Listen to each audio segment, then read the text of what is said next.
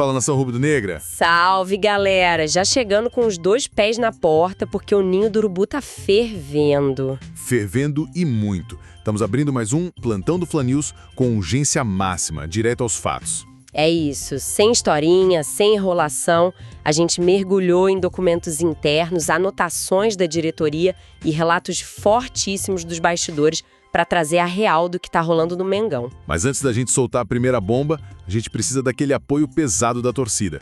Galera, já esmaga o botão de like, se inscreve no canal e compartilha o link desse vídeo lá nos grupos de WhatsApp. Com certeza, isso ajuda demais o Plantão a crescer e dá força pra gente continuar trazendo mais exclusivas e informações quentes pra nação.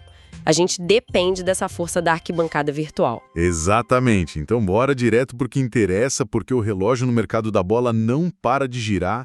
Dia 3 de março está batendo na porta, a janela de transferências vai fechar e a grande pergunta que ecoa na Gávea é: cadê o centroavante para revezar com o Pedro? Essa é a cobrança número 1, né? Pois é. E lendo as notas da diretoria, especificamente as avaliações do diretor de futebol, o José Boto, a gente esbarra numa justificativa que está sendo chamada lá dentro de o efeito Paquetá. O efeito Paquetá é basicamente a explicação financeira para essa paralisia.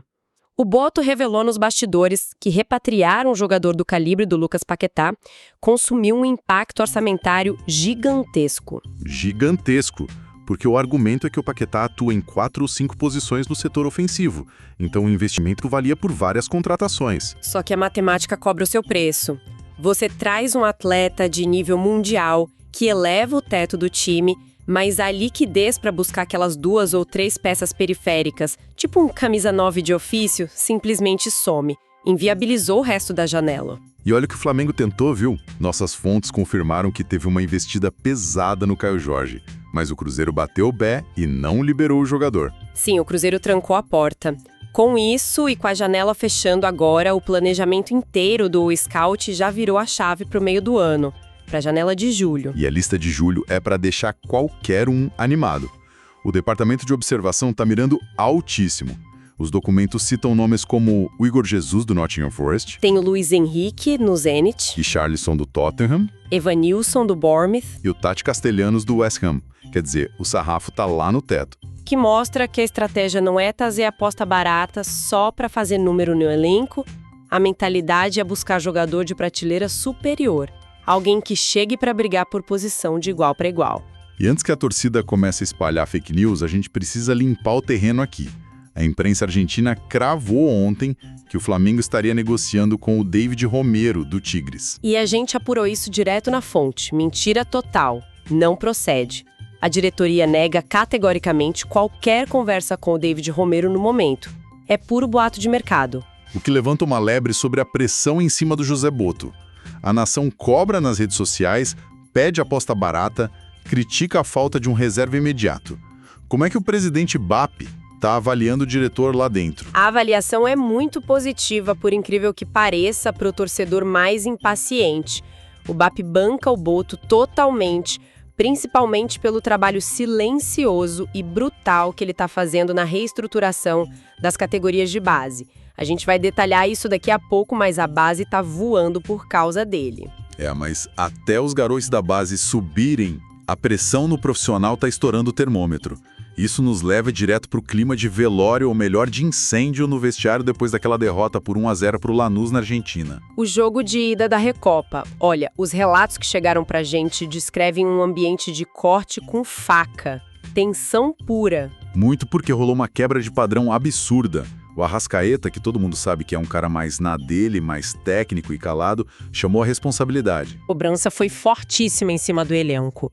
As palavras exatas que rolaram lá foram que o time precisa parar de falar e começar a agir. Parar de falar e começar a agir. Isso vindo do Arrascaeta tem um peso monumental. Ele exigiu uma resposta imediata dentro do Maracanã. Quando o núcleo duro de veteranos sente a água bater na cintura desse jeito, é porque o nível de oscilação do time passou do limite aceitável. A paciência acabou lá dentro também. E se a gente for falar de paciência e oscilação, precisamos entrar no mistério que virou o futebol do Léo Ortiz. A queda brusca de rendimento do camisa 3 é um dos pontos mais detalhados nos nossos documentos. É o caso mais complexo do DM da comissão técnica hoje. porque é uma mistura de fator físico com um baque psicológico gigantesco. Vamos colocar na linha do tempo. No dia 3 de janeiro, o Léo fez 30 anos. E bater na casa dos 30 para um zagueiro no Brasil acende o alerta final para o mercado europeu. Exatamente. E as sondagens vieram. A gente teve acesso a informação exclusiva de que clubes da periferia europeia, principalmente da Turquia, vieram forte para cima dele. Era o último bonde para a Europa. A última chance de garantir aquele contrato em euro, realizar o sonho europeu e fazer o pé de meia definitivo. Mas ele não foi. Não foi porque o Filipe Luís entrou no circuito. O técnico teve uma conversa de homem para homem e convenceu o Ortiz a ficar. A promessa foi clara. Ele seria a peça-chave, o pilar defensivo do Flamengo no planejamento de 2026. Só que o futebol é dinâmico demais, né? Logo depois dessa promessa, veio aquela lesão chata no tornozelo. Uma recuperação que se arrastou muito mais do que o previsto. E enquanto ele estava no DM remoendo a dor, o que aconteceu? O Danilo subiu e engoliu a posição. Jogou um absurdo. Ou seja, o Ortiz abdicou do sonho europeu por uma promessa de titularidade absoluta. Mas a lesão e a ascensão do Danilo criaram uma tempestade perfeita na cabeça dele. É muito difícil recuperar o lado mental de um atleta de alto rendimento num cenário desses. Ele perdeu o protagonismo que foi prometido e está sentindo a falta de ritmo. O Filipe Luís tem um trabalho gigante para recuperar o Ortiz agora. E por falar no Filipe Luís, o técnico está tendo que apagar muito fogo fora de campo também.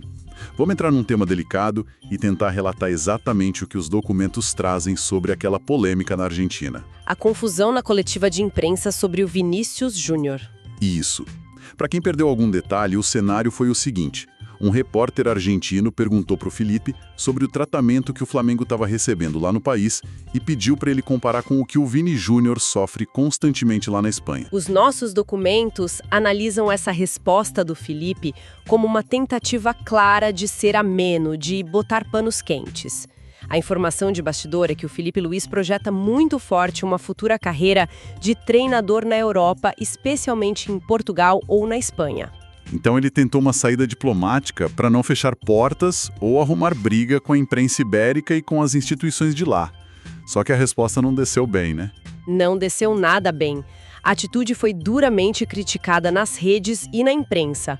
A galera começou a comparar a postura dele com a do José Mourinho, que sempre escorrega nesses assuntos extracampo. E o contraste ficou ainda pior porque dias antes, o Vincent Kompany, técnico do Bayern, tinha feito uma defesa firme, uma muralha a favor do Vini Júnior.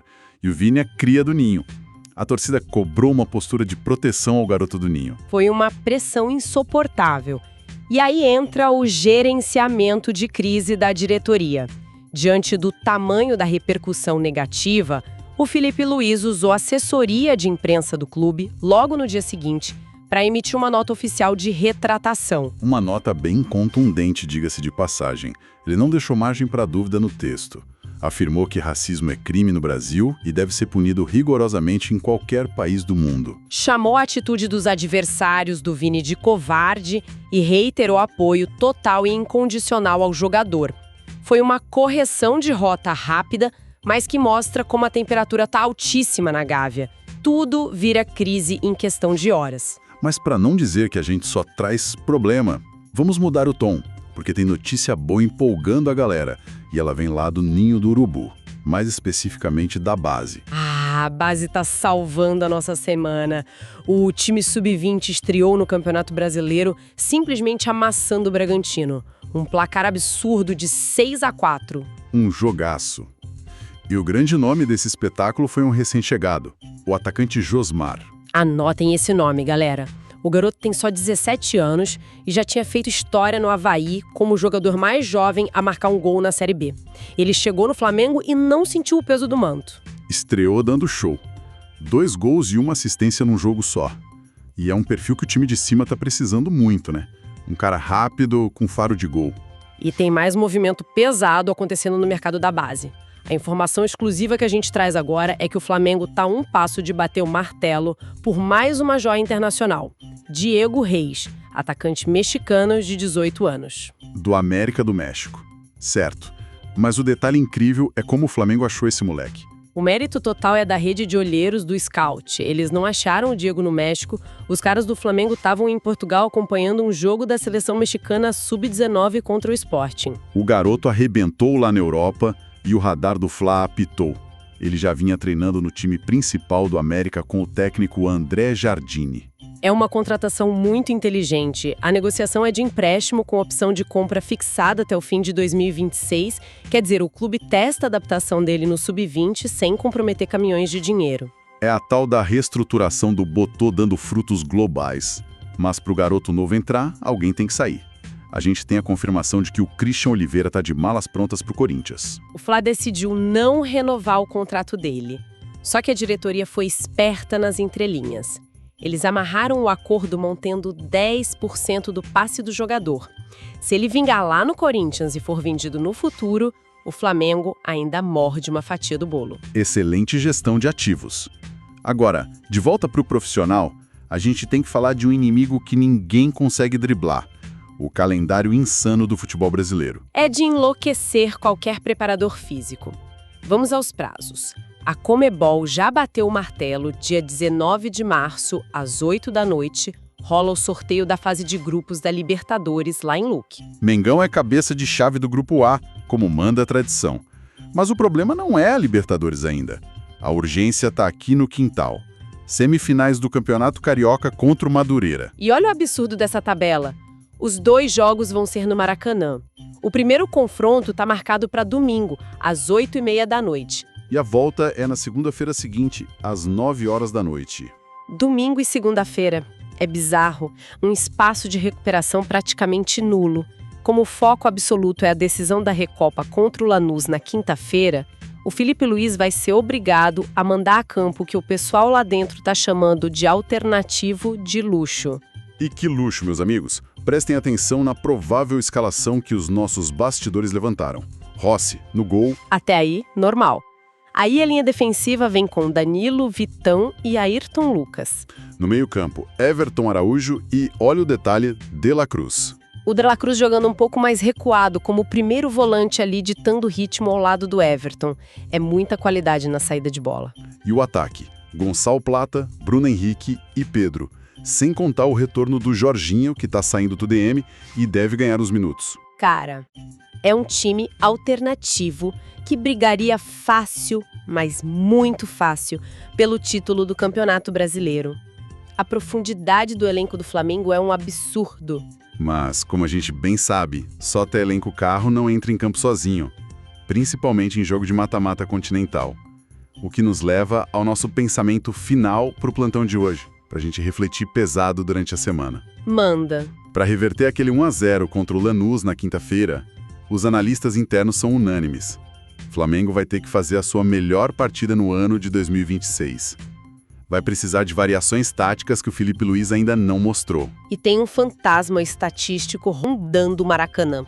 A gente levantou os dados e a única vez na história inteira da Recopa que o campeão da Sul-Americana conseguiu bater o campeão da Libertadores foi naquela final traumática contra o Independiente Del Valle. Justamente contra o Flamengo. Então a reflexão que fica para a nação é essa. Com o Ortiz frustrado, o Arrascaeta cobrando atitude no vestiário e o técnico enfrentando pressões de todos os lados, será que esse elenco tem a resiliência e a força mental para evitar que a história do Del Valle se repita? É o grande teste de fogo do ano até agora. A resposta a gente vai ter no campo. É isso aí. E com esse questionamento a gente encerra mais um plantão do Fla News. Galera, não esquece o nosso pedido, se inscreve no canal, amassa o botão de like e deixa aí nos comentários a opinião de vocês sobre toda essa confusão nos bastidores. Valeu demais pela audiência, nação. A gente continua de olho no ninho e volta a qualquer momento com mais exclusivas. Saudações rubro-negras. Saudações, um grande abraço e até a próxima.